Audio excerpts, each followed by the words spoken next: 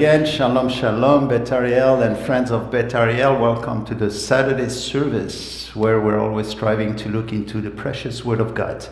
And one more time this week, our hearts and prayers are going out to the people. Shalom, shalom. Désolé pour ce problème technique. Eh bien, c'est triste de voir toutes les vidéos de destruction que nous voyons à travers les nouvelles. Et on est rendu à 2,5 millions de réfugiés. C'est terrible, c'est énorme. Ça nous brise le cœur de voir. Mais ce qui est intéressant aussi de voir, c'est que les gens alentour ouvrent leur cœur, ouvrent leurs bras, ouvrent leur maison. Bien, on ne comprend pas tout exactement pourquoi, à quel moment tout cela arrive, mais ce que nous savons, c'est que Dieu est au courant parce qu'il est souverain, donc il n'y a rien qui arrive sans qu'il l'ait permis. Et fait penser à une phrase dans le livre d'Ésaïe qui décrit, entre autres, beaucoup de jugements qui est tombé sur Israël. Et il est dit dans le texte, il était affligé en parlant de Dieu dans toutes leurs afflictions. Donc la souffrance et la douleur, Dieu partage ça avec nous. Et nous, dans le fond, on est là pour tirer un peu la corde dans nos prières pour qu'il retienne le mal qui grandit. Et comme on a vu la semaine dernière, il y a quand même beaucoup de miracles qui arrivent, beaucoup de gens qui se tournent vers lui. Nous prions qu'il puisse réconforter les cœurs de ceux qui appellent à lui. Nous savons qu'il le fait. Dieu écoute toutes les prières et répond pour le mieux pour tout le monde. C'est comme ça que notre Dieu est. Bien, aujourd'hui, on va regarder à la fête du Purim qu'on trouve dans le livre d'Esther. Et ce qui est vraiment particulier, c'est que le nom de Dieu n'est même pas écrit dans le livre du tout. Donc, on va être agréablement surpris alors que nous allons découvrir combien il est vraiment présent dans tous les détails de cette vie-là. Il n'y a rien qui arrive par hasard. Donc, nous allons voir dans ce livre que c'est une fête de joie. Ça commence pour nous le mercredi soir au coucher du soleil jusqu'au jour suivant, le jeudi, le 17. En fait, il y a beaucoup de fêtes à ce moment-là. Les enfants s'habillent avec des costumes très colorés, soit qu'ils imitent Esther ou encore ils imitent Mordecai ou même le vilain de l'histoire, Haman. Bon, avant d'aller dans ce livre, nous allons prier pour nos enfants et surtout ceux pour des enfants en Europe. Prions ensemble pour nos enfants. Shema Israel Adonai Eloheinu Adonai Echad Baruch Shem Kevod Malchuto Le'olam Va'ed. Blessed be His name, whose glorious kingdom is coming and is forever and ever. Heavenly Father, this morning we offer this prayer for our children and our families. We thank you for your love for them. And together as one congregation, we pray that you cover them with your protective hand always. We pray that they become knowledgeable and skillful in all wisdom, discernment, and understanding that we know is a gift from you. And we pray that they become competent to learn whatever they need to know, and that your Ruach HaKodesh fills them fully in all things. And Father, at these times of war and conflict, we bring to your throne the children of the world and of Ukraine especially. We bring before you the many families, husbands, wives, fathers, and mothers, and these precious but very vulnerable beings, children of all ages, from those still in their mother's arms to those who are older yet not mature enough to understand all the calamities going around them. And so, Lord, defend the weak, the fatherless, uphold the cause of the poor and the oppressed, rescue the weak and needy. All this we pray. And in the name of Yeshua, B'Shem Yeshua Mashiach, Amen and Amen. Et citons ensemble cette prière avant d'ouvrir la parole. Béni sois-tu, ô Éternel, notre Dieu, roi de l'univers, qui nous a donné la parole de la vérité, qui a semé la vie éternelle parmi nous. Béni sois-tu, ô Éternel, qui nous a donné les Écritures. Alors, ouvrons nos Bibles dans le livre d'Esther, qu'on dit des fois en blague qu'on trouve par la foi.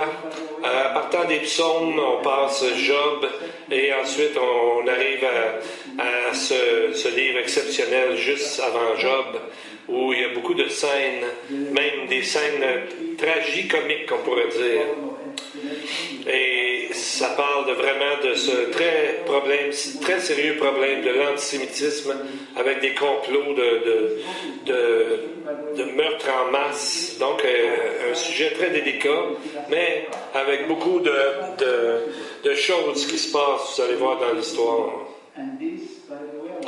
Donc, ce livre concerne surtout avec le sujet d'Israël en dehors de son pays, dans la diaspora, où est-ce qu'elle est avec les nations du monde. Donc, l'histoire est au sujet d'une personne de grande importance dans le monde médo-perse de ce moment-là, qui haïssait tellement les Juifs qu'il a décidé de tenter de les annihiler, les détruire au complet. Donc, c'est malheureusement une histoire familière qu'on a déjà entendue. Et on voit que le mot, à la fin, vous allez voir dans l'histoire qu'ils ont tiré au sort pour voir quel jour serait le meurtre de masse. C'est pour ça qu'en hébreu, le mot tiré au sort, c'est Purim. Et c'est comme ça que la fête a eu son nom. Le livre d'Esther est vraiment un message pour les antisémites de faire attention parce que Dieu veille au grain. C'est parce que Dieu a dit dans Genèse chapitre 12, « Je bénirai ceux qui te béniront, et je maudirai celui qui te maudira. Et en toi seront bénies toutes les familles de la terre. » Et voyez comment Dieu prend ça personnellement, l'antisémitisme. Parce que ça commence par le pluriel. Je vais bénir ceux qui te bénissent. Mais je vais maudire celui qui te maudira. Donc, c'est vraiment ça dans les traductions. Il y a un pluriel, puis il y a un singulier. Et il y a un aspect pratique avec tout ce qui se passe. Vous êtes-vous déjà demandé où est-ce qu'il est Dieu lorsqu'il y a de la maladie, de la souffrance, de la guerre, etc.? Ce livre va nous montrer l'omniprésence de Dieu, même à travers des détails parfois pas drôles de ce qu'un peuple a vécu. Mais on va voir son amour sans fin et qui continue toujours. C'est un sujet très sérieux parce que le livre commence d'une manière très satirique. Quand on ouvre le premier chapitre, tout de suite on voit la vie magnifique de richesse du roi du moment, du roi Assuérus. Lorsqu'on lit ça, on est surpris par tous les détails, les descriptions des éléments qu'on trouvait dans le palais du roi. On peut même se demander si c'est un livre de la Bible ou c'est quelque chose qui vient de l'histoire, des chroniques de l'histoire de la Perse, qui est maintenant l'Iran. Mais on voit, c'est tout un message puissant. Lisons les versets 1 à 4. Et au jour d'Assuérus, qui régna dans l'Inde jusqu'à l'Éthiopie, sur 127 provinces. En ces jours-là, il arriva que le roi Assuérus, assis sur le trône de son royaume, à Suse, la capitale, la 3e année de son règne, le roi fit un festin à tous ses princes et ses serviteurs, les puissants de la Perse et de la Médie. Les nobles et les chefs des provinces étant devant lui, il montrait les richesses glorieuses de son royaume et le faste magnifique de sa grandeur pendant nombre de jours, pendant 180 jours. Wow! Alors, c'est toute une introduction pour nous présenter le roi Assuérus au sujet de ce qu'il avait accompli et ce qui lui appartenait. Et il était tellement fier qu'il a organisé une fête qui était pour durer 180 jours. Donc ça, c'est 6 mois plus une semaine. Est-ce qu'on peut faire la fête 6 mois sans arrêter? Et comment on peut manger le maximum dans une journée? C'est tellement trop qu'il y a des rabbins, dans leurs commentaires, ont dit qu'ils ont imaginé que les gens, les invités des 127 provinces, leur donnaient des pourboires pour pas qu'ils disent au roi qu'ils n'étaient pas capables de finir leur propre assiette. Donc, quand on lit l'histoire, on se demande pourquoi la Bible décrit de façon si superbement cette monarchie. On parle au verset 4 de royaume glorieux. Mais les mots glorieux et royaume, kavod et malchuto, dans la Bible, dans les Écritures, c'est toujours pour décrire le royaume de Dieu. En plus, les deux autres mots hébreux qui ont été utilisés ici, dans Esther chapitre 1, la splendeur de sa majesté, c'est des mots attribués seulement à Dieu ailleurs dans les Écritures. On voit que c'est décrit les détails de ce royaume. On voit au verset 6 des draperies blanches, vertes et bleues, attachées par des cordons de byssus et de pourpre à des anneaux d'argent, des colonnes de marbre blanc. Les lits étaient d'or et d'argent sur du marbre noir. C'était... Le Juif qui lisait ça à ce moment-là devait se demander, c'était un souvenir doux amer, parce que il n'y a pas si longtemps, dans le temple, il y avait toutes ces couleurs-là dans le temple du Dieu de Jérusalem, toutes ces choses-là étaient là. Donc maintenant les Juifs sont en captivité et maintenant c'est les ennemis, si on veut, qui ont ces choses-là. Les couleurs bleu, pourpre et blanc, c'est les couleurs du temple qui sont trouvées dans le livre de l'Exode, quand Moïse a donné des instructions pour comment construire le tabernacle de Dieu. Et ces couleurs-là sont mentionnées ici. Donc on voit que ces couleurs nous donnent ces couleurs et toute cette description nous montrent comme un roi qui vit en paix et dans prospérité. Le deuxième Targum sur le livre d'Esther, le Targum Chéni, a beaucoup de dire sur cette histoire. Les Targums, c'est des traductions de l'hébreu vers l'araméen. Donc, on voit que la manière que c'est introduit, ça dit, le Targum dit à ce sujet, ce trône n'était pas le sien, ni celui de son père, mais celui du roi Salomon. C'est le temple du roi Salomon. Et quand ils ont vu les éléments qui étaient présents, le texte continue en disant qu'ils ont vu ça et ils ont pleuré abondamment, parce qu'ils reconnaissaient leur temple. Peut-être que ces gens-là, et dans toute leur richesse, se croyaient déjà dans le millénium, comme beaucoup de gens croient aujourd'hui. On ne sait pas, mais on voit que la façon qu'ils vivaient, c'était des choses qui avaient dans le fond été prises dans le temple de Dieu. Mais là, on voit que le peuple d'Israël est aux mains d'un roi étranger. Mais les gens, au temps d'Esther, se trouvaient exactement au temps qu'on appelle le temps des gentils, que Jésus lui-même a parlé, voyez, sur la carte. Esther nous amène au début des temps des gentils, des temps des nations. Donc, le temps des nations, dans cette période de temps, est entre la première diaspora en 586 avant notre ère, à la deuxième venue du Messie, comme on peut voir sur la carte. Mais qui était ce roi Assuérus? Il est la tête du deuxième empire dans la statue de Daniel. Il est le roi des Médo-Perses, un royaume très puissant. Mais Daniel le prophète a vu cet empire en tant qu'un ours qui a soumis toutes les nations alentour. Mais quand on voit que plus qu'on avance dans l'histoire, le voile va s'en aller et la réalité profonde de ce royaume va être révélée. Ce qui arrive dans la suite, dans Esther, c'est vraiment quelque chose qu'on ne s'attend pas. C'est comme si le gros ours rencontre son opposant le plus féroce. En fait, c'est pas un autre empire, c'est une autre, on pourrait dire une autre ours, sa femme. Une femme qui a osé se tenir devant lui, debout, et en fait devant tout l'empire médo-perse. C'est ironique que dans ce livre, il n'y a pas juste une femme qui ressort, mais il y a 4 femmes dans ce texte dont nous allons voir, qui ont un rôle prépondérant, un rôle particulier. On va lire, on va voir 4 femmes du livre d'Esther et comment ils ont changé le monde alentour d'elle. La première, Vashti, c'est la femme du roi.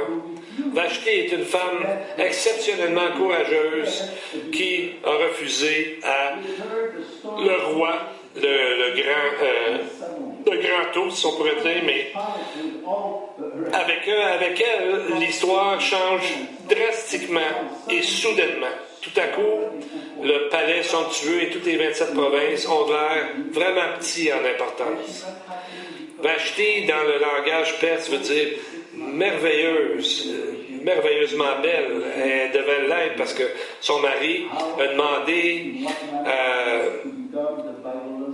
de venir se présenter pour montrer sa beauté, un peu comme une pièce de résistance dans un repas, pour montrer la grandeur absolue de son royaume, mais il est vraiment là, il va vraiment y arriver une surprise.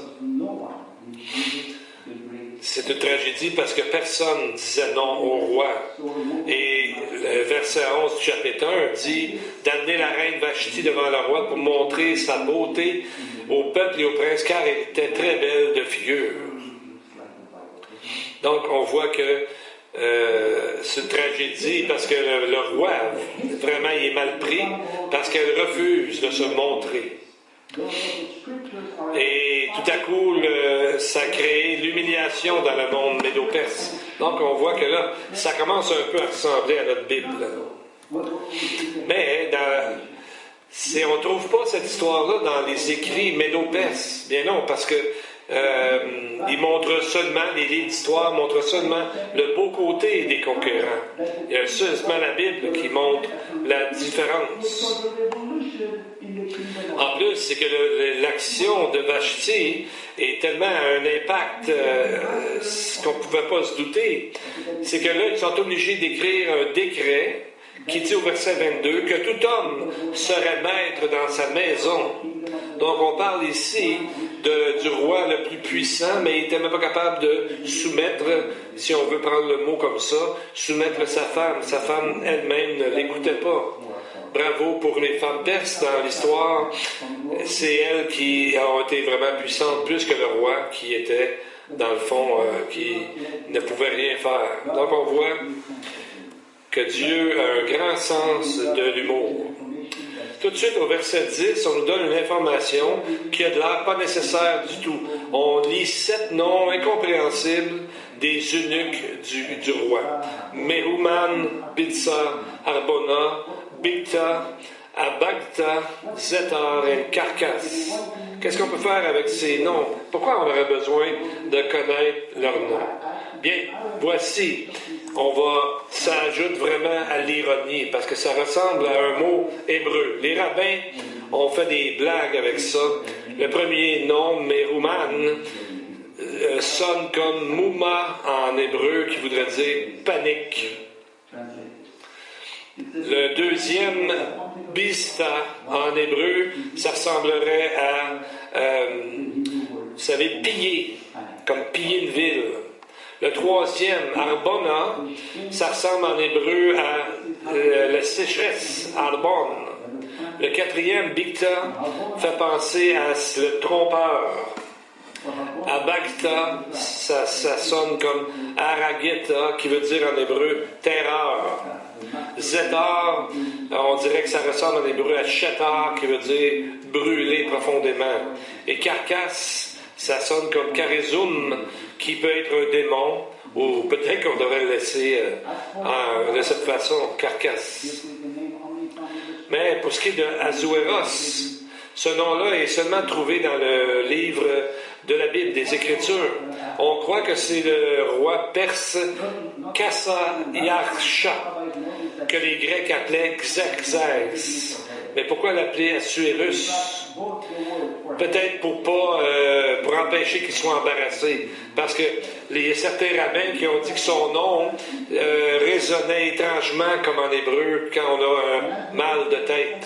Donc on dirait qu'ils ont changé leur nom dans les écrits pour pas qu'il y ait trop honte. Parce qu'on l'appelait le roi mal de tête. À l'ouverture du chapitre 2, il y a quelque chose de quasiment touchant. On voit que ce gros ours-là, qui semble un homme pas pire, assez gentil, on ne sait pas, mais c'est un homme très sensible. Il était vraiment en amour avec Vashti et il ne pouvait pas l'oublier. Verset 1 du chapitre 2. Après ces choses, quand la colère du roi Assuérus se fut calmée, il se souvint de Vashti et de ce qu'elle avait fait, et de ce qui avait été décrété contre elle. Le mot se rappeler en hébreu, c'est dans un temps particulier, en voulant dire que c'était dans sa tête, là, ça allait vraiment pas bien, il tournait en rond. Ce que l'on apprend, c'est qu'Assuérus ne pouvait pas arrêter de penser à elle. Il avait pris sa femme, dans le fond, et lui qui l'aimait tellement. Et voilà, qui va remplacer la reine lorsqu'ils vont faire une recherche pour retrouver la femme la plus belle du royaume? Bien, Esther. Esther devient la deuxième femme dans notre histoire. Une femme juive qui a été l'instrument pour sauver le peuple juif de la destruction totale. Esther n'est pas seulement une femme de grande beauté, comme on apprend au verset 7, c'était une femme de prière et de foi. Et c'est pourquoi qu'après 2400 ans, on parle encore d'elle. Quand son peuple était en danger, elle a envoyé un message à Mordechai. Mordechai, c'est ça, c'est un cousin, et lui a dit, « Va, rassemble tous les Juifs qui se trouvent à Suse, et jeûnez pour moi. Ne mangez ni ne buvez pendant 3 jours, ni la nuit, ni le jour. Moi aussi et mes jeunes filles, nous jeûnerons de même. » Chapitre 4, versets 15 et 16. Esther croyait dans la puissance de la prière et était une femme de foi. Et ça va faire des merveilles, comme nous allons voir. Son nom hébreu, c'est Hadassah, qui veut dire myrtille. Donc, c'est un nom assez particulier dans les Écritures. C'est un nom important, le mot myrtille. On voit ça dans plusieurs choses messianiques, entre autres. Dans les temps messianiques ou dans le millénium, on voit cette image du myrtille. En hébreu, ça vient du mot satar, qui veut dire caché. Donc Israël ici, dans ce monde présentement, et jusqu'au temps que le Messie va arriver, Israël est caché.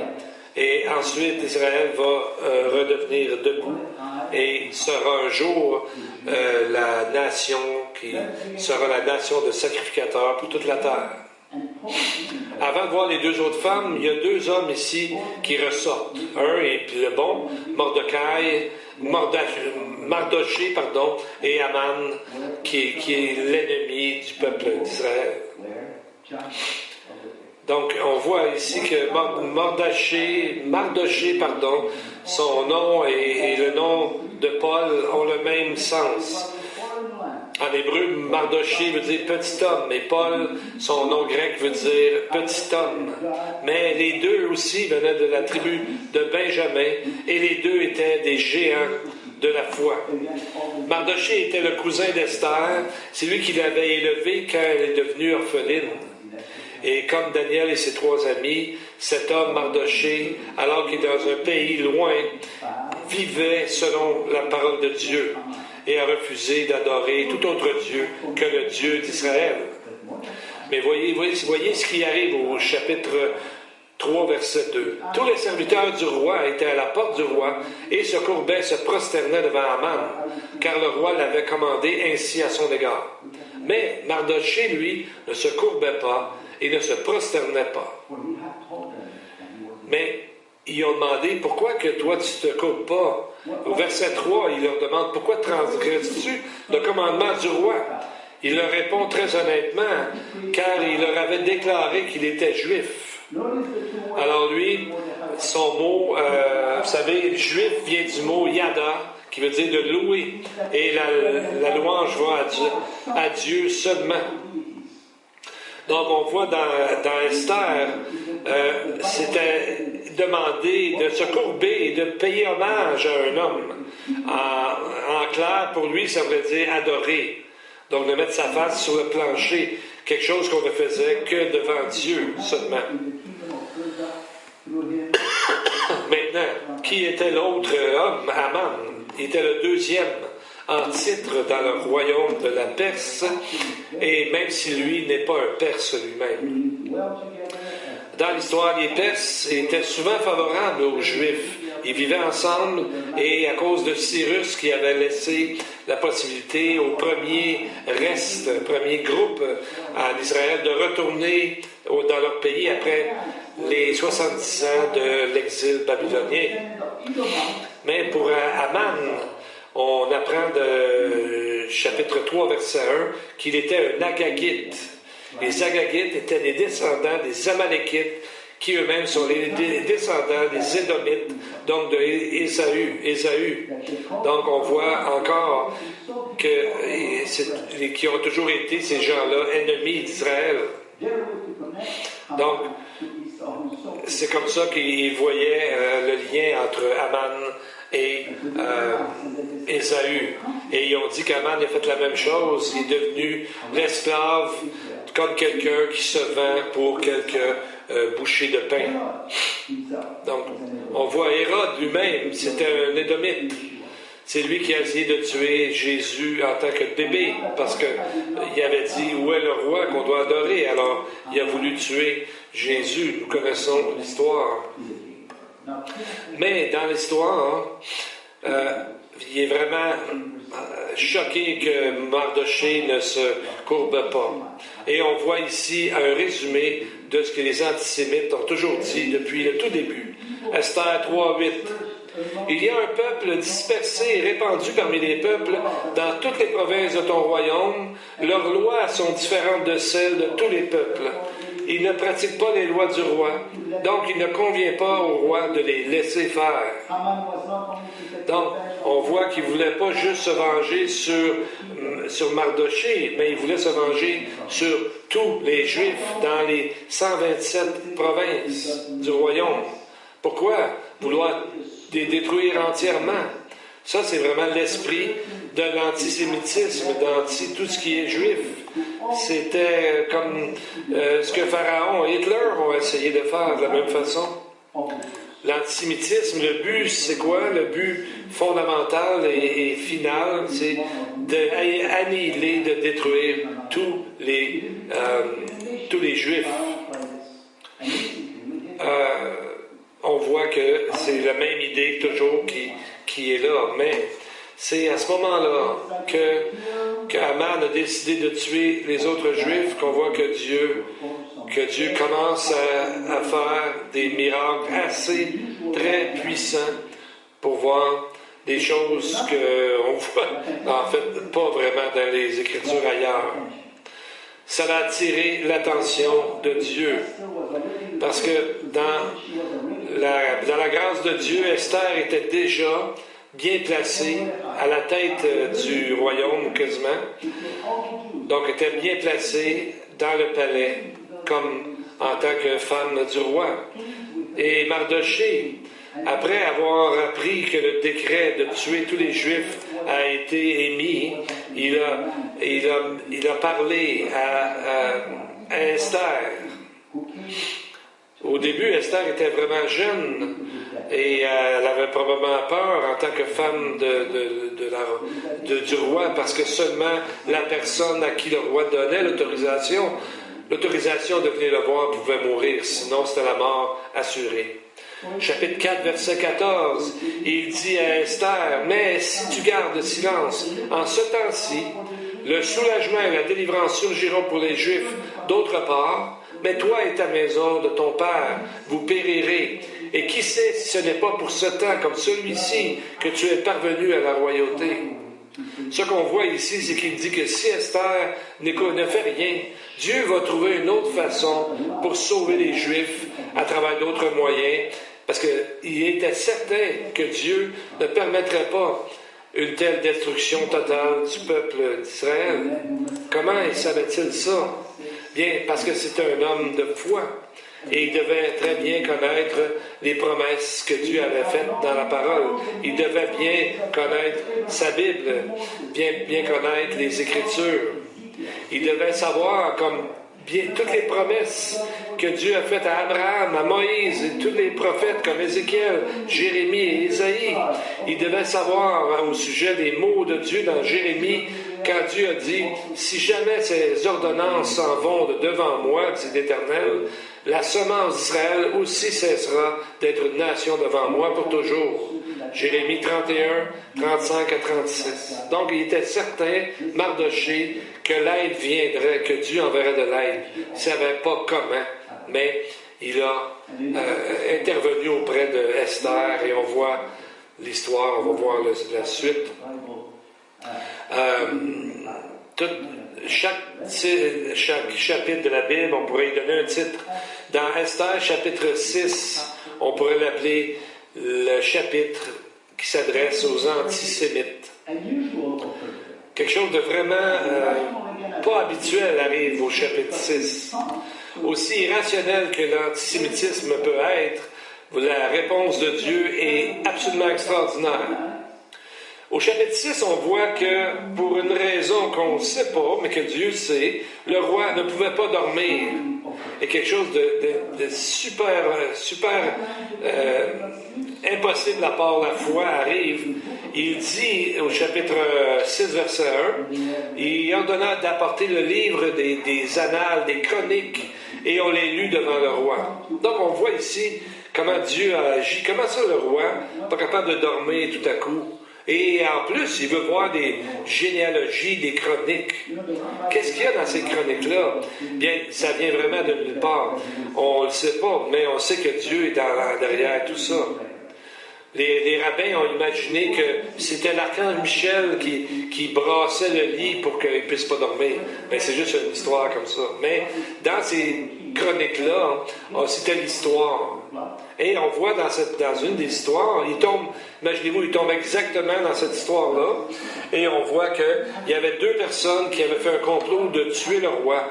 Et qui a découvert le complot et les a dénoncés? Ça arrive que c'est justement Mardochée. Donc, il a sauvé la vie du roi. Mais probablement que tout ce qui est arrivé ensuite, trop occupé, le roi a oublié Mardochée. Mais Dieu, dans son omniscience parfaite, et il arrive que tout d'un coup, lui, il ne peut pas dormir. Dieu avait gardé ça pour un moment opportun, exactement le bon moment. Et là, on voit vraiment comment Dieu est totalement en contrôle. Et on voit que le roi s'aperçoit qu'il y a un homme qui a sauvé sa vie, et cet homme-là, c'est un Juif. Donc on voit que là, après qu'il ait trouvé ça, le lendemain, il se demande comment il va pouvoir honorer cet homme-là qui a sauvé sa vie. Et à ce moment-là, son meilleur conseiller, justement, voyez-vous, il arrive justement là. Il rentre dans la pièce. Verset 6. Et Aman entra et le roi lui dit, « Que faut-il faire à l'homme que le roi se plaît à honorer? » Aman s'est dit dans son cœur, « À quel autre qu'à moi plairait-il au roi de faire honneur? » Donc on voit ici l'arrogance de ce monsieur-là. Il pensait seulement à lui, donc il s'est dit, « Le roi veut m'honorer. » Alors il trouve la meilleure façon d'honorer une telle personne. Il dit au roi que cette personne-là devrait porter une robe royale et qu'on fasse la parade sur un cheval à travers toute la ville. Maintenant, il dit, « Ah, c'est une bonne idée. Arrange-toi de faire tout ça pour Mardochée. » Il a dû avoir un rire énorme au ciel quand ça s'est arrivé. Ils ont dû rire pendant une demi-heure. C'est une façon de parler. Mais voyez-vous l'ironie ici. Voyez-vous Dieu comme peut renverser une situation. Dans le livre, on ne voit même pas son nom mentionné, mais il est là dans tout ce qu'on appelle des coïncidences. Avec Dieu, il n'y a pas de coïncidence. Donc, Aman, comme Assuérus avant, se trouve très désorienté. Qu'est-ce qu'il fait? Il va voir sa femme. Sa femme s'appelle Zeresh pour lui donner, pour avoir du réconfort. Et elle lui dit quelque chose de complètement surprenant, complètement surnaturel. Donc, c'est la troisième femme du livre d'Esther. C'est un classique dans tous les livres de la Bible. 6:13 de Esther. Quand Aman racontait à Zeresh, sa femme, et à tous ses amis ce qui était arrivé, ses sages et Zeresh, sa femme, lui dirent: si Mardochée, devant lequel tu as commencé à tomber, est de la race des Juifs, tu ne l'emporteras pas sur lui, mais tu tomberas certainement devant lui. Ça, c'est les Écritures. C'est toute une femme. C'est toute une phrase qui vient dans la bouche d'une femme qui n'est même pas un ami d'Israël. Mais on voit que Dieu peut faire parler quelqu'un de cette façon. Donc on voit ici comment elle lui dit que si c'est Dieu qui est derrière ça, tu vas tomber, mon cher mari. Donc on voit que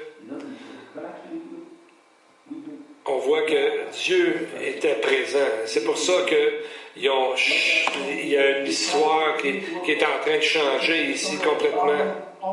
Donc, c'est l'histoire de Balaam, encore une fois, qui était aussi un Perse. Il voulait maudire les Juifs, mais il n'était pas capable de faire autre chose que de les bénir parce que Dieu parlait à travers lui, malgré que ce n'était pas quelqu'un qui suivait Dieu. Donc, on voit ici, même chose qui est arrivée avec Zeresh et Aman. Elle a dit quelque chose qui était dans le fond une prophétie que Dieu va guérir, va protéger son peuple. Et qui est la quatrième femme dans Esther? Bien, vous l'avez deviné, c'est la femme persécutée. C'est la nation d'Israël. On ne parle pas souvent d'Israël comme une femme de Dieu, mais on la voit dans certains livres, spécialement dans le livre d'Osée. Comme dans Proverbe 6:34 dans notre histoire, on voit que c'est écrit dans le Proverbe: dans l'homme, la jalousie est une fureur, et il n'épargnera pas personne au jour de la vengeance. Donc ici, on voit le mari d'Israël, Dieu lui-même en action. Dieu ne permettra pas qu'on veuille détruire la nation d'Israël sans rien faire. Donc on voit que Dieu n'a pas terminé encore. Il y a encore une autre situation. Nous allons terminer avec ça, avec une scène qui est vraiment tellement comique, c'est tellement bien arrangé de Dieu. Bien, à ce moment-là, au début, elle n'a pas dit qu'elle était juive, mais donc elle a fait un grand banquet pour Aman et pour lui annoncer l'histoire. Et le roi lui avait dit, il l'aimait tellement, il a dit: tu peux me demander quoi que ce soit. Et c'est là qu'elle a plaidé pour sa vie et la vie de son peuple. Mais le roi, très surpris, chapitre 7, verset 8, a dit, et le roi dit: qui veut faire du mal à la reine? Et c'est là qu'elle a dit: Aman. Imaginez la scène. Le roi ne pouvait plus le prendre. Il était tellement choqué, il était allé sortir dehors, prendre un peu d'air. Mais lorsqu'il est revenu, pendant que le roi était sorti, lui, Aman s'approche près du divan de la reine, et là, il tombe par-dessus. Le roi arrive juste à ce moment-là, imaginez-vous. Et là, et le roi dit: veut-il encore faire violence à la reine chez moi, dans ma maison? Donc, on voit que Dieu a exactement arrangé le moment précis, à la seconde près, qu'il a comme tombé sur son divan, et le roi a pensé qu'il voulait lui faire violence. Donc, on voit comment ça a commencé de façon magnifique, et que Dieu étant présent a créé l'humiliation de ce roi-là, de cette reine-là, de tout le monde qui était là. mais pour faire ressortir sa gloire. Alors, on va regarder dans le livre d'Esther, chapitre 8, verset 17, comment les Juifs ont été sauvés. Et dans chaque province et chaque ville, partout où parvenait la parole du roi et de son dédit, son décret, il y eut de la joie et de l'allégresse pour les Juifs, un festin et un jour de fête. Et beaucoup de gens parmi les peuples du pays se firent juifs, car la frayeur des Juifs était tombée sur eux. Ils sont devenus juifs, on dirait, c'est en hébreu, mité hayadim. C'est pas vraiment, ça ne veut pas vraiment dire qu'ils sont vraiment devenus des juifs, mais plutôt que ces Perses, ces Perses sont devenus de vrais croyants en Dieu. Parce que ce mot mitéalayadim, c'est un verbe qui vient du nom juif, Yehudi. Donc, c'est de ce nom-là qu'a été formé le nom juif. L'origine de ce mot vient de Genèse 29, 35. On voit l'origine du nom Judas, qui veut dire de louer. Sa mère dit, elle conçut encore, elle enfanta un fils et dit 7 fois, je louerai Odé, l'Éternel. C'est pourquoi elle appela son nom Yuda, Yehudé, celui qui loue Dieu, et elle cessa d'enfanter. On pourrait paraphraser ce verset en disant que plusieurs des personnes du pays devinrent des adorateurs de Dieu parce qu'ils avaient vu Dieu travailler à travers des Juifs. Amen. C'est ce qui va arriver dans le royaume du millénium où est-ce que tout le monde va pouvoir voir Dieu agir dans toutes les nations. Alors, ça nous donne un aperçu du millénium qui est à venir. Prions ensemble. I will pray part of an ancient prayer, Jewish prayer. Let us give praise to God on high. He is blessed and is to be blessed, for no one is like you. For you are great in holiness and doing wonderful things. Blessed are you, O Lord our God, and the God of our fathers, the God of Abraham, the God of Isaac and Jacob, the God who is great, powerful, and revered, the God most high, the Lord of heaven and earth, our shield and the shield of our fathers, the God who increases our faithfulness. Blessed are you, O Lord, for you are the shield of Abraham, and you are the shield of everyone who humbly comes to you with a repentant heart. Today, Lord, we have seen how the action of some disturb you, but there again, you are so loving, so patient, not wanting that anyone perishes. For all these things, Lord, we praise you, and we thank you that you reveal your feeling and emotion to us, your creation. Put your healing hand over those who are sick, those who are looking for you for healing, for the renewal of their souls, and especially for the eternal salvation we have in Yeshua. Rest your salvation on those, Lord. To the congregation, the Lord bless you and keep you. The Lord makes his face shine upon you and be gracious to you. The Lord lift up his countenance on you and give you peace. Amen and amen. B'Shem Yeshua Mashiach.